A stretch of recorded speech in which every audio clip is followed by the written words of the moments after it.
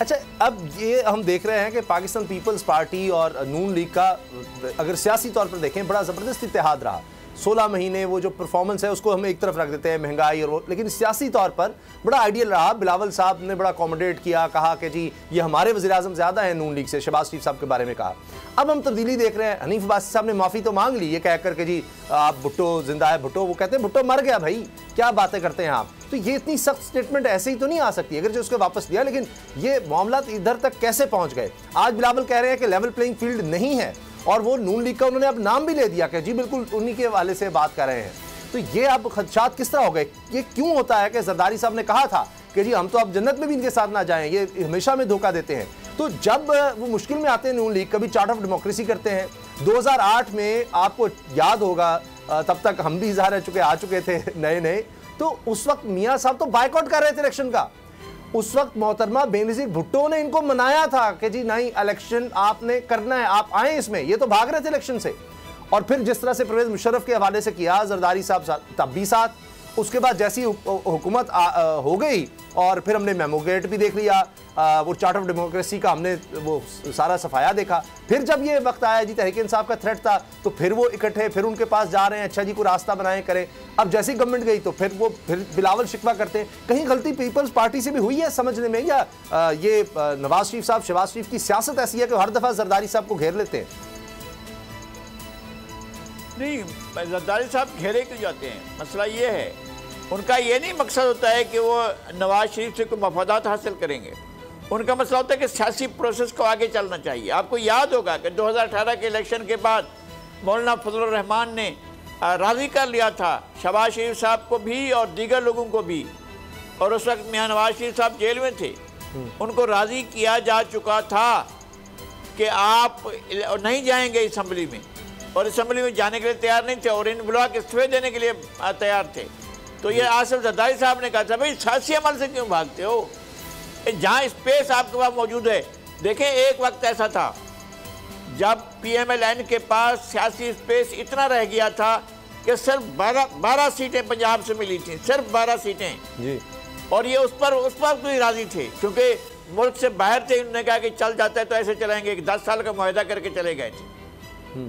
लेकिन अगर ये सूरत हाल बाद में दोबारा पेश आती है, मैंने एक कुछ अरसा पहले ये कहा है कि मियाँ नवाज शरीफ साहब जिस तरह से अरेंजमेंट करके आ रहे हैं, उनका पहला टारगेट, उनका पहला निशाना आसिफ अली जरदारी होंगे और उनकी पहली जेल जो जिनको भेजा जाएगा वो आसिफ अली जरदारी होंगे, वो उनको जेल में भेजेंगे। अल्लाह, कोई चार्टर ऑफ डेमोक्रेसी नहीं देखेंगे मियाँ नवाज शरीफ साहब।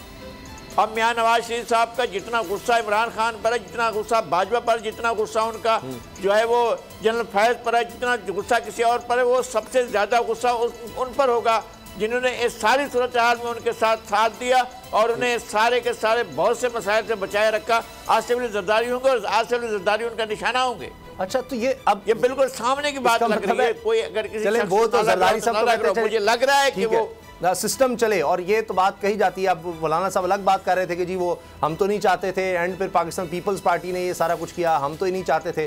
तो उसके बाद पीपल्स पार्टी ने कहा कि जी आगे आगे तो आप थे, वजारतें भी आपने ली, सारा कुछ आपने लिया, अब ये गड़बड़ हो चुकी है, ये जो होना था हो गया। महाज़ाराई की तरफ नहीं जाएंगे, जरदारी साहब आखिरी वक्त तक कोशिश करेंगे। मैं आपको कह रहा हूँ, आज से कह रहा हूँ मैं कि जेल जाने तक भी जरदारी साहब नहीं जाएंगे महाज़ाराई की तरफ कि जमहूरी क़ुव्वतों को, सियासी क़ुव्वतों को एक दूसरे के साथ महाज़ाराई में नहीं जाना चाहिए। वो इस बात पर कायम रहेंगे और ठीक है, इनको जो करना है वो करेंगे।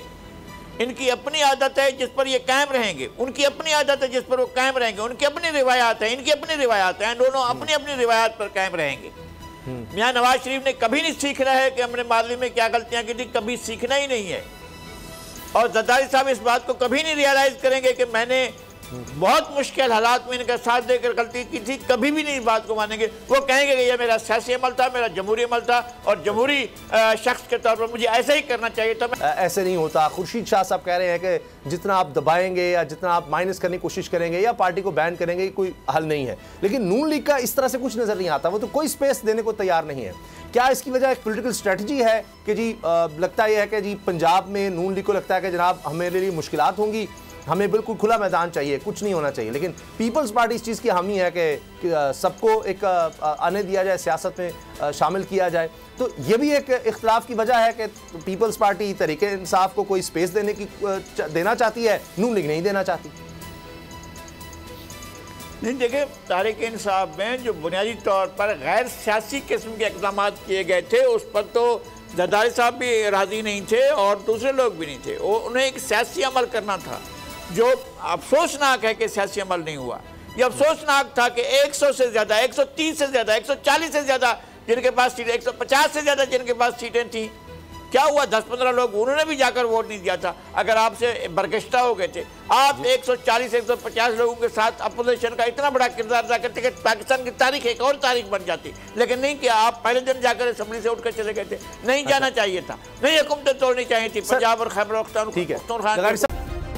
सब्सक्राइब करें और बेल दबाएं ताकि कोई खबर रह न जाए।